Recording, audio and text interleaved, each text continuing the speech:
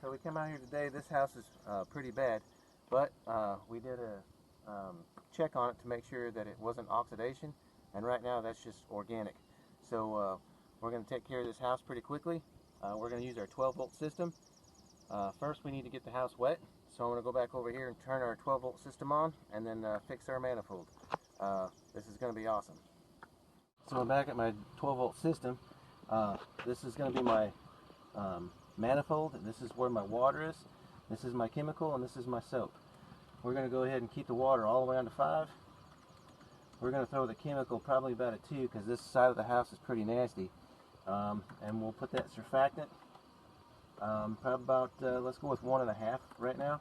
We might need to adjust it. This is a pretty good surfactant. It actually adheres to the wall pretty good, and it also rinses off pretty well. So now we're going to go ahead and turn our system on. And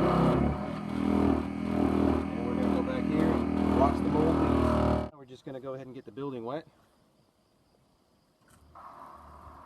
So we need to get it nice and wet. Remember, we turned our manifold on to soap and chemical. But right now we don't have to worry about the chemical and the soap coming out because we still have water in the line. So it's going to be a couple of minutes or a couple of seconds before we actually get anything. So we're going to get this nice and wet. And then in a second we're going to start to see the chemical and the soap come out.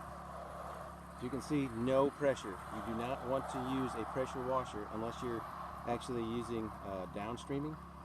You do not want to actually get up there with a pressure washer and hit this house. You'll just go ahead and damage it and scar it. So now that we got it nice and wet, that chemical should be coming out in just a second. That chemical and the soap. And what we do is we just kind of watch the house and see how it's looking. Because we start at the bottom. When you're doing soap, you start at the bottom and work your way to the top.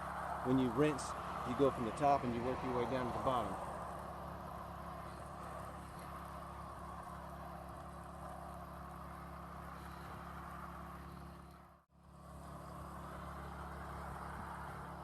As you can see, it's already just melting right off. And we're going to go ahead and do this side real quick and then show you the difference.